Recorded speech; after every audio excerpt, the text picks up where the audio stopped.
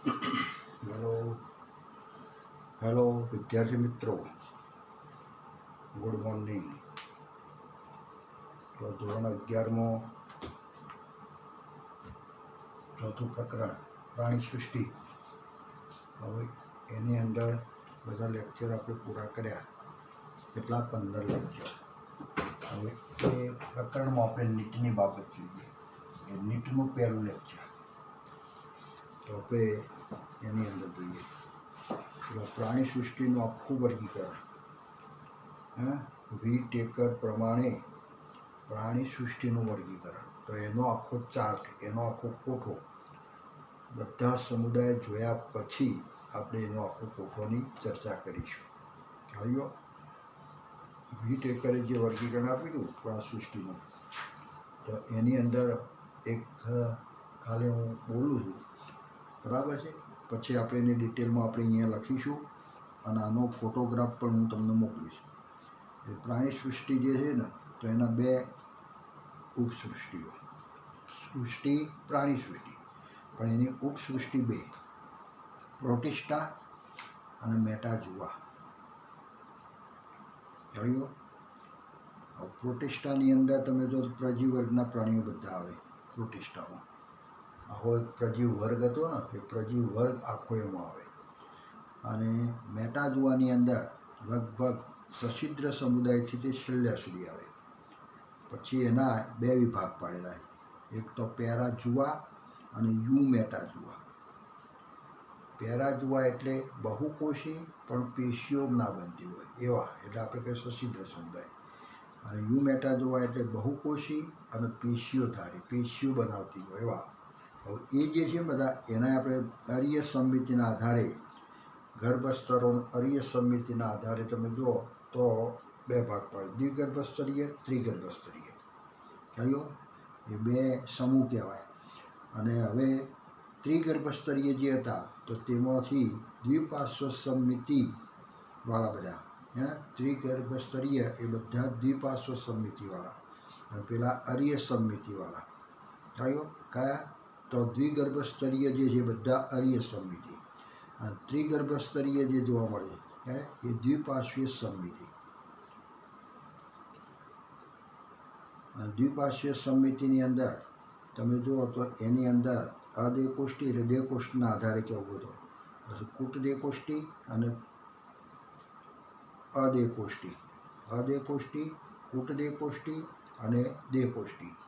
હવે દેકોષ્ઠ છે એના સમુદાયો બધા પાડેલા છે, નુપુરકથી માંડી અને છેક મેરુદંડ સુધી. ખ્યાલ. અને મેરુદંડ જે છે અને એના ઉપસમુદાય પાડે, એટલે ટૂંકમાં આખો કોઠો આપણે જોવો છે અને લખીને જોવો છે, બરાબર. બોર્ડની અંદર એના ભાગ કેવી રીતના છે તો લખીને જોવો છે, પણ એ આપણે પછી રાખીશું. તો આ સમુદાયની અંદર આપણે સૌથી પહેલો સમુદાય કયો જોયો? સછિદ્ર સમુદાય.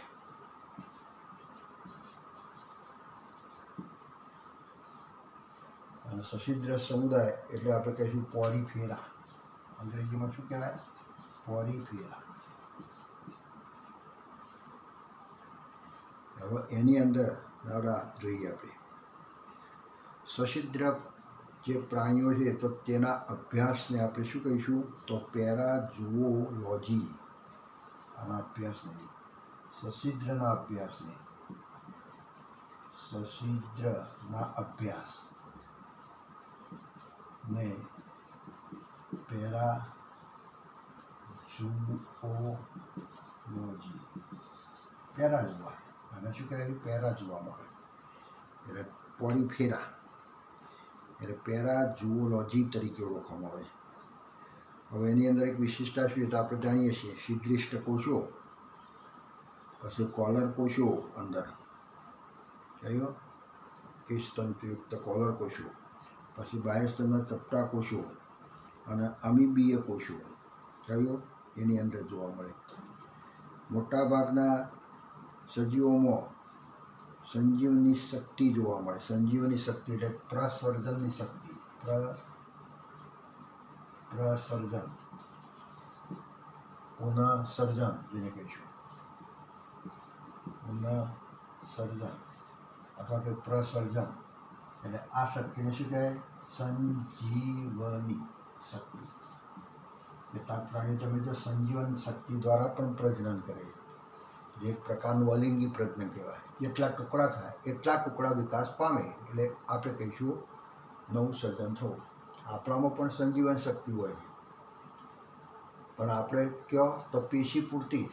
કદાચ પેશી કોઈ નીકળી ગઈ, કોઈ સ્નાયુ અહીંથી નીકળી ગયો, તો ચામડીનો થોડો ભાગ નીકળી ગયો તો ત્યાં આગળ નવી ચામડી આવે. ત્યાં આગળ સ્નાયુ નીકળી ગયો તો સ્નાયુ નવો આવે. એટલે આપણે ફક્ત પેશીની સર્જન છે. પણ તમે જુઓ તો આખું કિડની નીકળી જાય તો ત્યાં આગળ નવી કિડની ના આવે. અંગનું પુનઃસર્જન નથી. આપણા શરીરની અંદર અંગનું પુનઃસર્જન નથી. ચલાવ્યો. જ્યારે આ પ્રાણીઓની અંદર આખું આખું શરીર એક ફક્ત એક કોષ પર પડ્યો હોય ને, આ પ્રાણીનો ફક્ત એક કોષ જો પડ્યો હોય અને એ ધીમે ધીમે સમય જતો એમાંથી આખું પ્રાણી બની જાય. એ શક્તિને શું કહેવાય? ફરી પાછું તૈયાર થવું. સંજીવનની શક્તિ. તો આ પણ ક્ષમતા એનામાં જોવા મળે. એટલે સંજીવનની શક્તિ ધરાવતા સમુદાય કયો તો આપણે કહીએ સશિદ્ર સમુદાય, કે આખું આખું પ્રાણી તૈયાર થાય. આપણામાં સંજીવન શક્તિ ખરી પણ પેશી પૂરતી જ. કેટલાક પ્રાણીમાં અંગો પૂરતી, અંગો બને, પેશી બને ને અંગો બને. અને કેટલાક પ્રાણીમાં ઉપાંગો બને, ઉપાંગો પૂરતી. આ ગરોળી છે તો ગરોળની અંદર પૂંછડી નીકળી જાય તો આખી આખી પૂંછડી આવે છે. એટલે આપણે કહીએ અંગ બન્યું, આખું પૂંછડી બની, ભાગ બની. જે ભાગ તૂટી જાય એ ભાગ આખો વિકાસ પામે. એવી શક્તિ હોય છે ગરોળીની અંદર. મધમાખીની અંદર તમે જુઓ તો મધમાખી જે ડંખ છે ને, ડંખની અંદર પુનઃસર્જન છે. એક વખત મધમાખી આમ કરડે અને પછી એ મધમાખીની અંદર વળી પાછો નવો કોટો આવે બીજાને કરડવા માટે. એટલે દરેક પ્રાણીની અંદર સજીવન શક્તિ અલગ અલગ ભાગોમાં જોવા મળે. તો આની અંદર સમગ્ર શરીરની અંદરથી પ્રાણી બની શકે છે. તો આ શક્તિ પણ જોવા મળે. પ્રાથમિક ગર્ભસ્તરોમાં બાહ્ય ગર્ભસ્તર અને અંતઃગર્ભસ્તરો વચ્ચેનો ભેદ પારખી શકાતો નથી. હવે આ પ્રાણીઓ એવા પ્રાણીઓ છે દ્વિગર્ભસ્તરીય. બાહ્ય ગર્ભસ્તર અને અંતઃગર્ભસ્તરના કોષોને આપણે જુદા પાડી શકતા નથી. એટલે આપણે એને સ્પષ્ટ દ્વિગર્ભસ્તરીય એવું લખી શકાય નહીં. એ બાહ્ય ગર્ભસ્તર અને અંતઃગર્ભસ્તર કયો, અને ત્રીજું આપણે કહીશું બાહ્ય ગર્ભસ્તર અને અંતઃગર્ભસ્તર. બે સ્તરો આ બાહ્ય છે કે અંતઃ છે એ આપણે ભેદ પારખી શકતા નથી. એટલે આપણે એને દ્વિગર્ભસ્તરી કયું કહેવું આપણે કંઈ ચોક્કસ કહી શકતા નથી. ખ્યાલ આવ્યો? એટલે એનો ભેદ પારખી શકતા નથી. કયો સમુદાય છે કે જેમાં બાહ્ય ગર્ભસ્તર અને અંતઃગર્ભસ્તર એવા બે સ્તરો જુદા પાડી શકાતા નથી, સ્પષ્ટ દેખાતા નથી. તો આપણે કહીશું આ સશિદ્ર સમુદાય. કયો? એટલે બાહ્ય ગર્ભસ્તર અને અંતઃગર્ભસ્તર વચ્ચે ભેદ પારખી શકાતો નથી. ઓળખી શકાતો નથી, પારખી શકાતો નથી. ચલાવી ગયો? તો આવો આપણે અહીંયા બતાવ્યું. પછી એનું વર્ગીકરણ કરવાનું છે.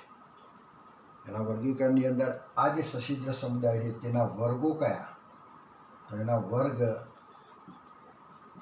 વર્ગો 3 છે. એનો પહેલો વર્ગ આપણે કહીશું. એમાં પહેલો વર્ગ કયો? તો પહેલો વર્ગ છે એનું નામ છે સૂચિનો. આ વર્ગ છે. પરીક્ષામાં આવે તો સશિદ્ર સમુદાયનો વર્ગ કયો? તો પહેલો વર્ગ આપણે કયો કહીશું? સૂચિનો. અને સૂચિનો એટલે કેલ્કેરિયા. સૂચિનો શું કહીશું? કેલ્કેરિયા. આપણો ખ્યાલ છે કેલ્કેરિયા એટલે કેલ્શિયમ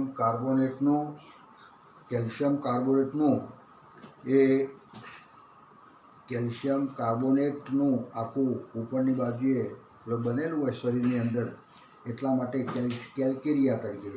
એમાં ગ્રેન્શિયા, સાયકોન, સ્કાઇફા જેને કહેવાય, પછી ગ્રેન્શિયા, લ્યુકોસોનેલિયા, કયો? આ બધા પ્રાણીઓ છે. ઉદાહરણ તરીકે કયા? સોલેનિયા, પછી ગ્રેન્શિયા,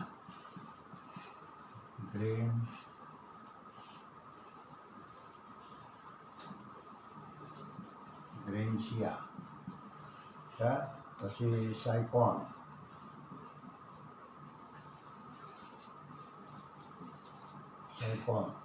અથવા એને કહે છે સ્કાયફા,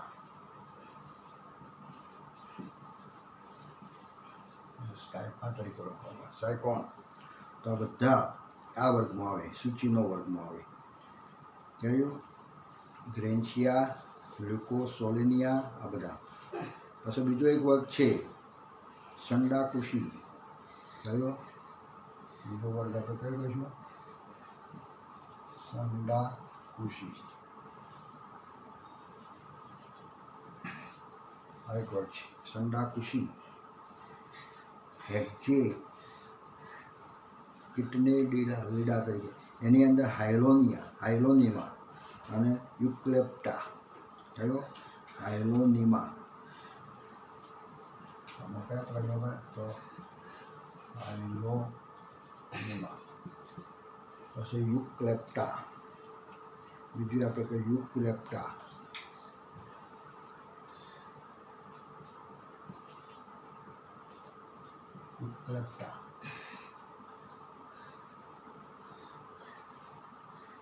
કઈ કહીશું?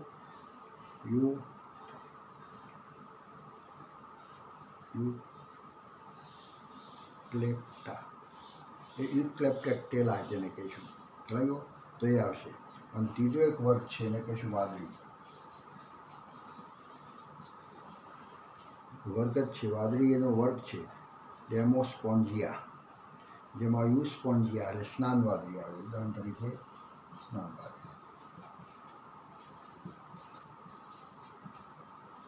આવા 3 વર્ગો આપણે યાદ રાખીશું.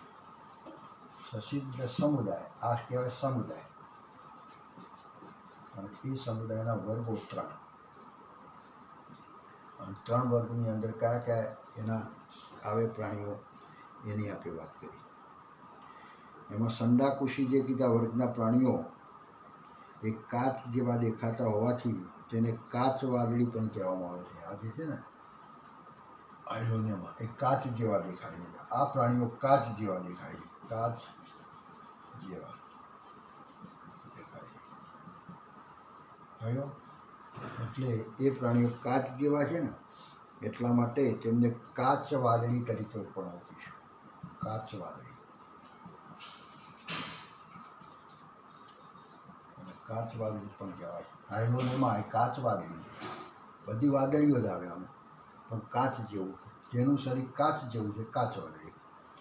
એટલે કાચ વાદળી તરીકે આપણે ઓળખીશું.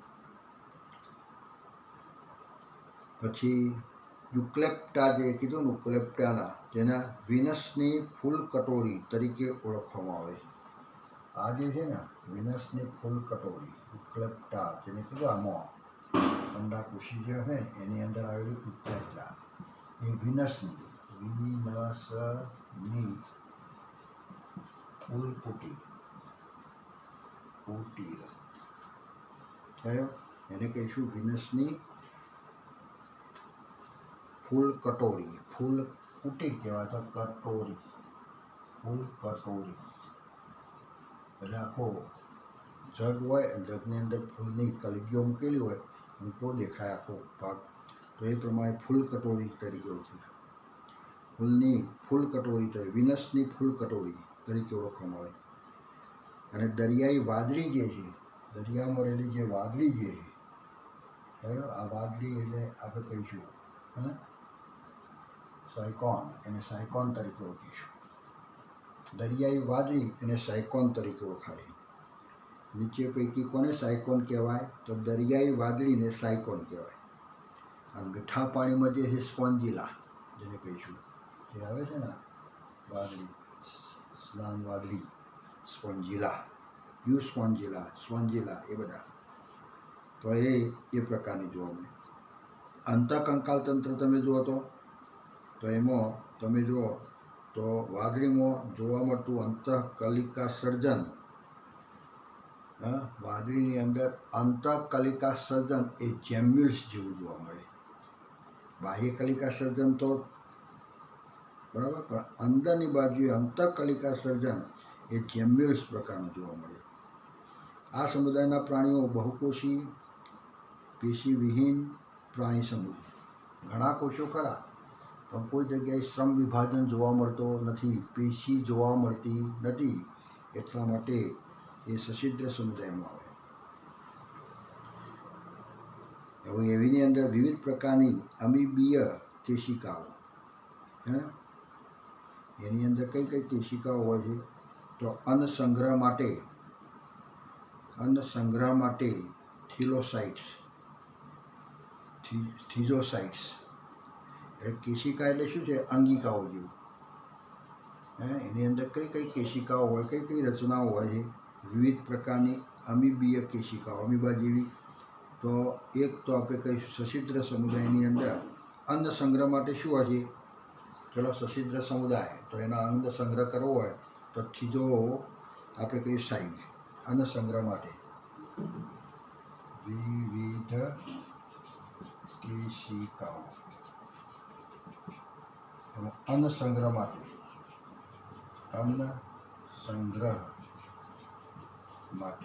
શું હશે?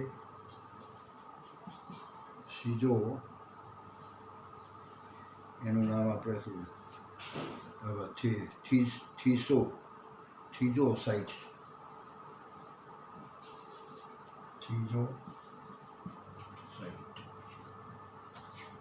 થીઝોસાઇટ્સ એ અન્ન સંગ્રહ માટે. અંડાકો અને શુક્રાણુના નિર્માણ માટે આર્કિયોસાઇટ. એટલે અંડકોષ અને શુક્રકોષ, અંડકોષ અને શુક્રકોષ, એના માટે કયું અંગ હોય છે? તો એના માટે છે આર્કિયો, એનું નામ છે આર્કિયોસાઇટ્સ.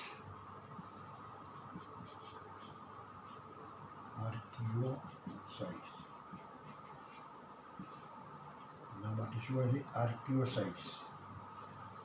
બરાબર, એના માટે આર્કિયોસાઇટ. પણ કંકાલ તંત્ર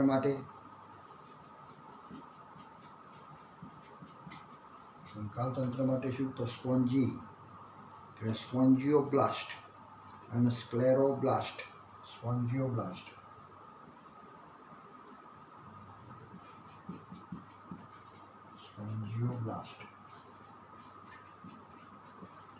અને બીજું આપણે કહીશું સ્ક્લેરોબ્લાસ્ટ.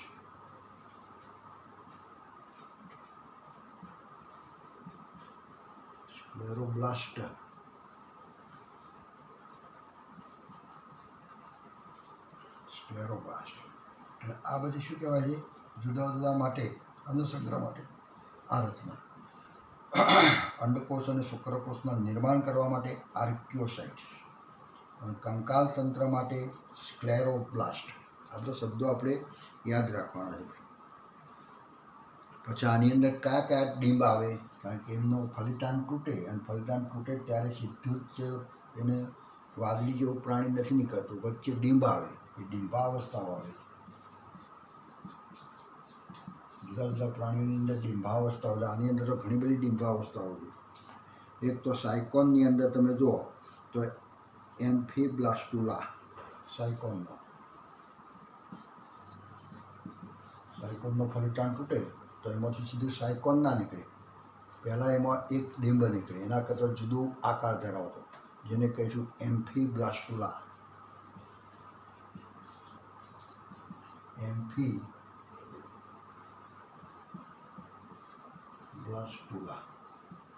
આ ડીંબનું નામ છે.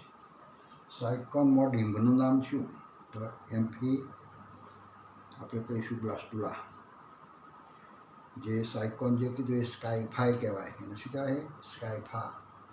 તો એ સ્કાયફાનો ડીંબનું નામ શું? તો આ કહીશું. પછી લ્યુકોસોલેનિયા, આપણે કીધું ને લ્યુકોસોલેનિયા, આ છે ને સૂચિનામું આવે, જેમાં કેલ્કેરિયા એનું બનેલું હોય, કેલ્શિયમ કાર્બોનેટનું બનેલું. તો લ્યુકોસોલેનિયા જે છે તો એનો ડીંબનું નામ પેરેનકાઇમ્યુલા.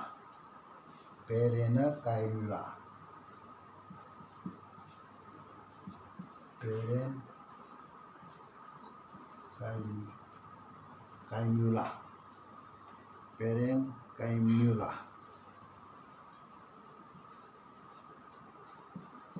પેરેન્કાઇમ્યુલા. આ શેની અંદર? તો લ્યુકોસોલેનિયા, લ્યુકોસોલેનિયા. તો એ જે પ્રાણી છે સછિદ્રનું, તો એના ડીંભનું નામ શું? તો પેરેન્કાઇમ્યુલા, પેરેનકાયમ્યુલા. ખ્યાલ ગયો? અને યુપ્લેટેલા, યુપ્લેટેલા આપણે એક પ્રાણી જોયું ને, યુપ્લેટેલા,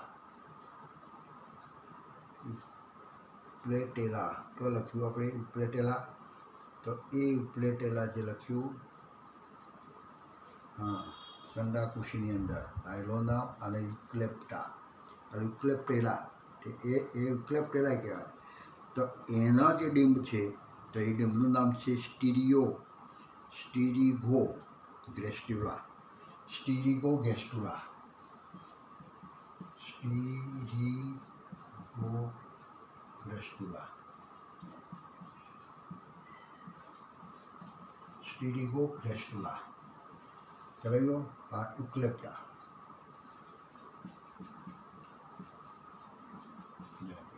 એ પ્રાણીની અંદર એ યુપ્લેડેલા અથવા યુપ્લેક્ટા, તો એ પ્રાણીની અંદર સ્ટીરીગો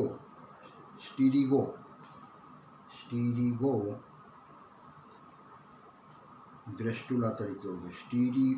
સ્ટીરીગો ને સ્ટીરીઓ ગ્રેસ્ટુલા, એને સ્ટીરીઓ ગ્રેસ્ટુલા. એટલે આ બધા ડીંબના નામ લખ્યા. એટલે આ સમુદાયની અંદર કયા કયા ડીંબ? તો આ પ્રાણીનો ડીંબનું નામ આવું છે, આ પ્રાણીના ડીંબનું નામ આવું છે, અને આ ડીંબ છે, આ પ્રાણી જે એનું ડીંબ આવું. હવે આનો વર્ગ કયો? તો એનો વર્ગ આપણે કહીશું આ ચંડાકુશી. લ્યુકોસોલેનિયાનો વર્ગ કયો? તો એનો વર્ગ છે સૂચિનો. કયો? અને સાયકોન જ છે ને, તો એનો વર્ગ કયો? તો સૂચિનો. બીજો વર્ગ ચંડાકુશી. અને સ્નાન વાદળી જે કહેવાય, એનો વર્ગ કયો? તો વાદળી. એટલે આ બધાના વર્ગોય જોયા, વધારાના વર્ગો જોયા, પછી એનામાં કયા કયા ડીંબો આવે, ડીંબોના નામય જોયા આપણે. બરાબર છે? એટલે આ પછી એની અંદર વિવિધ કેશિકાઓ કઈ છે અન્નસંગ્રહ માટે, રચનાઓ બધી. વિવિધ કેશિકાઓ એટલે શું? શરીરની અંદર આવેલી જુદું જુદું કામ કરવા માટેની રચના. તો સૌરાતનો સંગ્રહ કરવા માટે થીઝોસાઇટ્સ, અંડકોષ અને શુક્રકોષના નિર્માણ માટે આર્કિયોસાઇટ્સ, અને કંકાલ તંત્ર માટે તમે જો તો સ્ક્લેરોબ્લાસ્ટ અને સ્પોન્જિયોબ્લાસ્ટ. કહ્યું? તો આ બધું આની અંદર આ પ્રમાણે બતાવ્યું. હવે સૌથી મોટી વાદળી, સૌથી મોટામાં મોટી વાદળી કઈ? તો સ્પેસિયોસ્પોન્જિયા, આવું એક નામ છે, સ્પેસિયોસ્પોન્જિયા. શું નામ કહીશું? સ્પેસિયોસ્પોન્જિયા. સૌથી મોટી વાદળી. શું નામ લખ્યું? સ્પેસિયોસ્પોન્જિયા. આ સૌથી મોટામાં મોટી વાદળી, મોટી છે, દરિયામાં થતી અને મોટી વાદળી છે, સ્પેસિયોસ્પોન્જિયા. તો આટલા આપણે આ સછિદ્ર સમુદાયની અંદર થોડી વિશિષ્ટતા આપણે આ પ્રમાણે બતાવીશું. ખ્યાલ ગયો? ચલો હવે જ પ્રમાણે આપણે જોઈશું કોષ્ટાંત્રી સમુદાયમાં. તો કોષ્ટાંત્રી સમુદાયની અંદર આપણે કહીશું શરીર ગુહાનો અભ્યાસ હોય, એટલે જે પ્રાણીઓમાં શરીર ગુહાનો અભાવ હોય, શરીર ગુહા ના હોય, પણ આંત્ર ગુહા, આંતરડાની જે પોલાણ છે તે જ પોલાણ શરીર ગુહા તરીકે આવેલું હોય. કહ્યું? તો એવું કાર્ય કરતી હોય, આંત્ર ગુહા અને શરીર ગુહા એક જ કાર્ય કરતા હોય, એક જ આવેલું હોય, તો તેને આપણે કહીશું કોષ્ટાંત્ર. તો કોષ્ટાંત્રી સમુદાયની અંદર કોષ્ટાંત્ર કેમ કીધું? એની અંદર શરીર ગુહા નથી, શરીર ગુહા અને આંત્ર ગુહા, એ બંને જુદો જુદો પોલાણ નહીં, આપણામાં બે પોલાણ જુદો છે. જઠરમાં રહેલું પોલાણ જે કહીશું એ આંતરગુહા અથવા કહીશું પાચન માર્ગનું પોલાણ, અને આ દિવાલ અને પાચન માર્ગના વચ્ચે જે પોલાણ છે તેને કહીશું શરીરગુહા. એટલે આ પ્રાણીઓની અંદર શરીરગુહા અને આંતરગુહા જુદી નથી, પણ બેનું પોલાણ એક આવેલું હોય, અને એવું જે પોલાણ ધરાવે, બેનું પોલાણ એક ધરાવે, કોમન હોય, તો એને કહીશું કોષ્ટાંત્ર. અને આવું કોષ્ટાંત્ર, આવું પોલાણ ધરાવતા પ્રાણીને આપણે કહીશું કોષ્ટાંત્રી સમુદાય. સમુદાય કયો? કોષ્ટાંત્રી. કેમ કોષ્ટાંત્રી સમુદાય કીધું? તો પાચન માર્ગનું પોલાણ એટલે કોષ્ટ, અને આંતરમાર્ગનું પોલાણ એટલે આંત્ર, કોષ્ટાંત્ર. સમુદાયનું નામ છે કોષ્ટાંત્રી. એટલે આવું કોષ્ટાંત્ર ધરાવે. બરાબર. પછી બાહ્ય ગર્ભસ્તર અને અંતઃગર્ભસ્તર વચ્ચે કોષવિહીન શ્લેષ, એટલે બે ગર્ભસ્તરીય છે. આપણે કીધું ને દ્વિગર્ભસ્તરીય. બે ગર્ભસ્તરો કયા? તો બાહ્ય ગર્ભસ્તર અને અંતઃગર્ભસ્તર. આ એક સ્તર ને એક આ બીજું સ્તર. બે સ્તરની વચ્ચે અકોષીય પદાર્થ ભરેલો હોય છે, શ્લેષ્મ સ્તર, જેને શું કહીશું? શ્લેષ્મ જેવું ભરેલું હોય. બેના વચ્ચે તમે જુઓ તો મધ્ય શ્લેષ્મ જેવો પદાર્થ આવેલો હોય છે. અકોષીય પદાર્થ છે, કોષ નથી, અકોષીય શ્લેષ્મ, ચીકણો પદાર્થ પડેલો છે. બે પડ ખરા, આ ઉપરનું જે પડ કહીશું આખું, તો એને કંઈ બાહ્ય ગર્ભસ્તર, અને નીચેનું જે કહીશું તો એને કહીશું અંતઃગર્ભસ્તર. અને બેના વચ્ચે મધ્ય ગર્ભસ્તર નહીં, પણ મધ્ય આવેલું છે એટલા માટે મધ્ય શ્લેષ્મ કહેવાય. મધ્ય શ્લેષ્મ હોય, જે અકોષીય હોય એવો પદાર્થ હોય, તો એની અંદર એ બતાવીશું. હવે આની અંદર પણ વર્ગીકરણ તમે જુઓ, કોષ્ટાંત્રી સમુદાયનું વર્ગીકરણ કર્યું તો એના વર્ગો કયા? તો એના વર્ગો છે, એક બતાવીએ આપણે, જેને કહીશું જલજીવક. એને શું કહીશું? જલજીવક. આવું એક. જેને કહીશું હાઇડ્રોજુઆ. હાઇડ્રોજુઆ. હાઇડ્રોજુઆ એટલે પાણીમાં એનું જીવન હશે એવા હાઇડ્રા, પોરપીટા, ફિરિંગી મનવાર, કયો? આ બધા પ્રાણીઓ એની અંદર આવે. એટલે આપણે કહીશું હાઇડ્રા એક પ્રાણી, પોરપીટા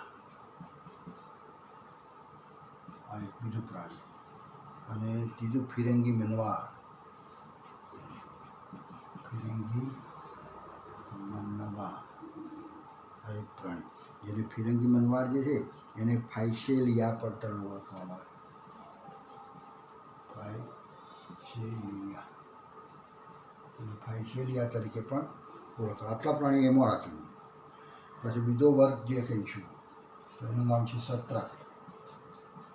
છત્રી જેવો આકાર હશે એનો સત્રક. પુષ્પક ને સત્રક જે કહેવાય, એમાં આ બધા જે આવે ને બધા પુષ્પક ટાઈપ દેખાય. એનું સ્વરૂપ કેવું દેખાય? પુષ્પ જેવું. અને આનું કહેવાય છત્રી જેવું. અને છત્રી જેવું દેખાય એની અંદર જેલીફિશ,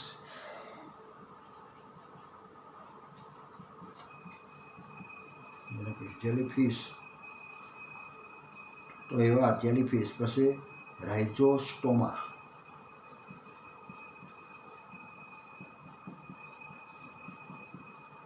આ એક પ્રાણી રાઇઝોસ્ટોમા. આ બધા નામ યાદ રાખજો કે આ કયું સમુદાયનું પ્રાણી છે.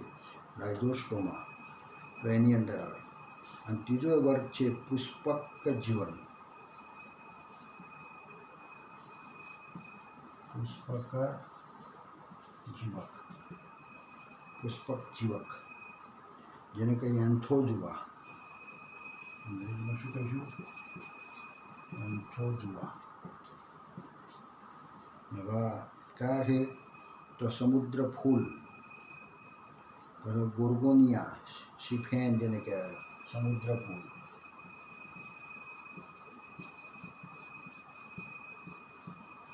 કયું? જેને કહે સી ફ્લાવર, સમુદ્ર ફૂલ. સમુદ્ર ફૂલને એડમસિયા તરીકે પણ, ગાર્ગોનિયા,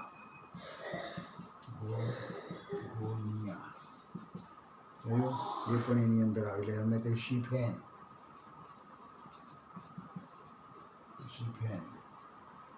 પછી જુએન્થસ.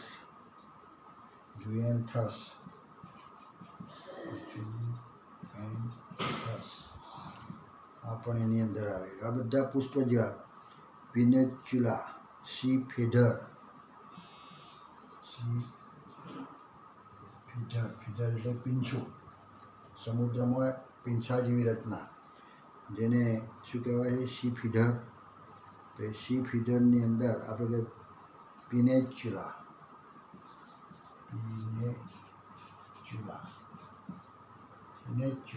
સી ફીધર છે. એટલે સમુદ્રની અંદર પીંછું, સમુદ્રનું પીંછું એમ સી ફીધર. ચલો ફિરંગી મનવાર જે લખ્યું આપણે ફાઇસેલિયા, એ હકીકતે જુદા જુદા પ્રાણીઓની વસાહત છે. હકીકતે જુદા જુદા પ્રાણીઓની વસાહત છે.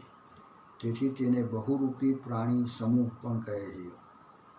કયો? ફિરંગી મનવાર એ જુદા જુદા પ્રાણીઓનો સમૂહ છે. જુદા જુદા પ્રાણીઓની વસાહત છે અને એટલા માટે એને બહુરૂપી પ્રાણી સમૂહ પણ કહેવામાં આવે. જુદા જુદા પ્રાણીઓનો વસાહત છે એટલે એને બહુરૂપી સમૂહ તરીકે પણ ઓળખાય.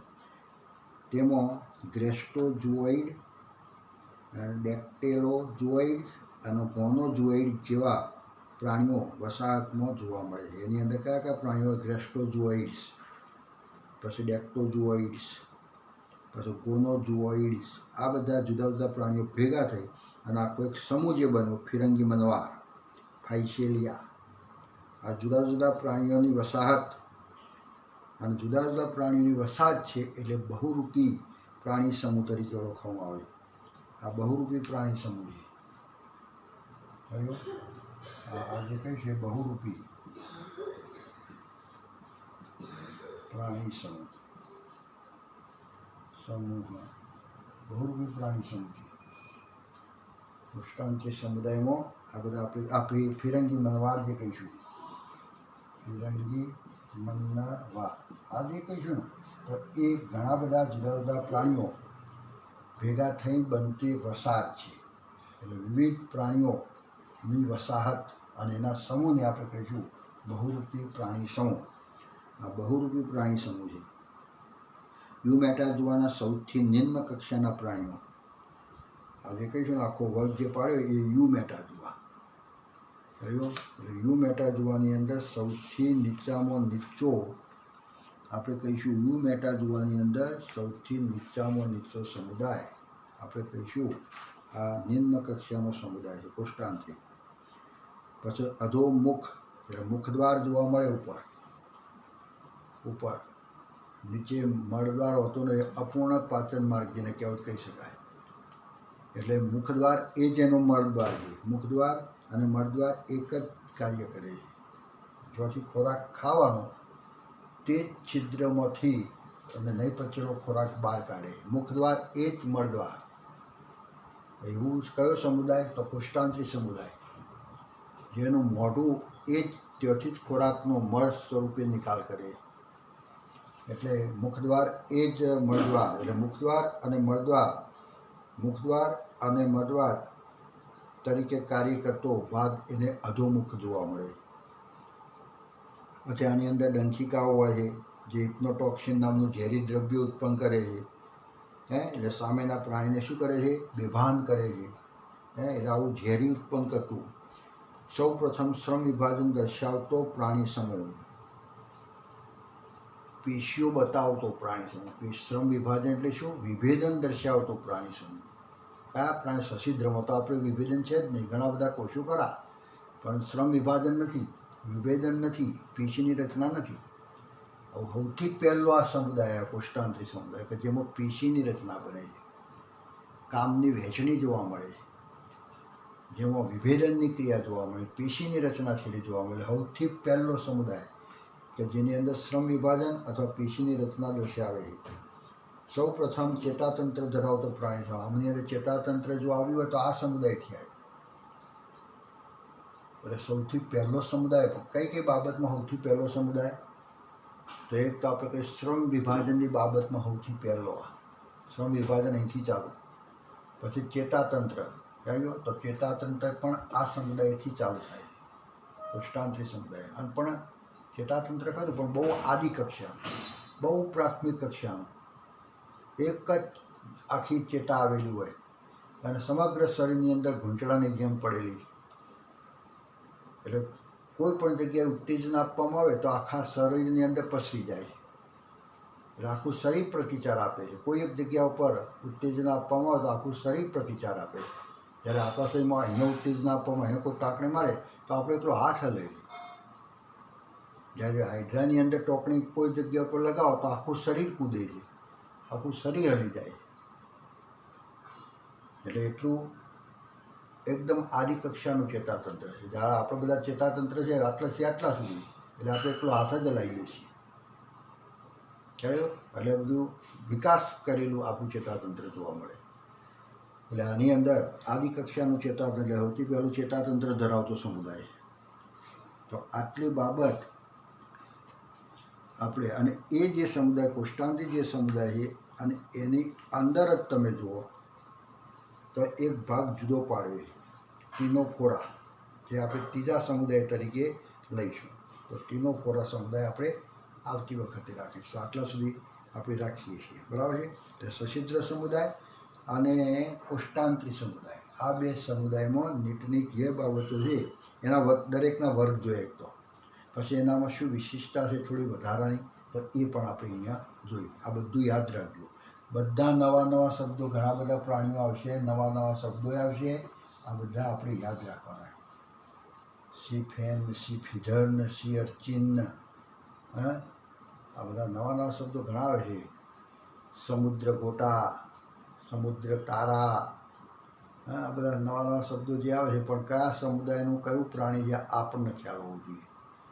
એટલે એક પ્રાણીના બધાના લિસ્ટ કરી નાખો. સશિદ્ર સમુદાય તો આટલા આટલા પ્રાણીઓ આવે, અને વર્ગો સાથે એના જે કયા વર્ગમાં કયું પ્રાણી. પછી કોષ્ટાંત્રી સમુદાય તો એની અંદર આટલા બધા પ્રાણીઓ, પણ કયા વર્ગના, તો આપણે જલજીવકની અંદર આટલા પ્રાણીઓ આવે, સત્રકની અંદર આટલા પ્રાણીઓ આવે, પછી પુષ્પજીવકની અંદર આટલા પ્રાણીઓ આવે. કયો? એટલે પાણીમાં રહેતા બધા આ પ્રમાણે, અને એ પ્રમાણે બધાનું લિસ્ટ કરવું પડે. ને બધાના નામ વારંવાર બોલશો. હજુ મને પણ અમુક પ્રાણીઓના નામ બોલતા નથી આવડે, એટલે તમારે પણ આ બધા યાદ રાખવાના. મારે કોઈ યાદ નથી રાખવાના. એટલે તમે બરાબર એ રીતે તૈયાર રાખજો અને વારંવાર જોજો. અને વારંવાર એ શબ્દ જરા જોઈ અને નામ યાદ રાખવા પ્રયત્ન કરજો. તો આ પછીના સમુદાયના જે કંઈ છે વાત એ આપણે પછી રાખીશું. તો આવજો. Thank you.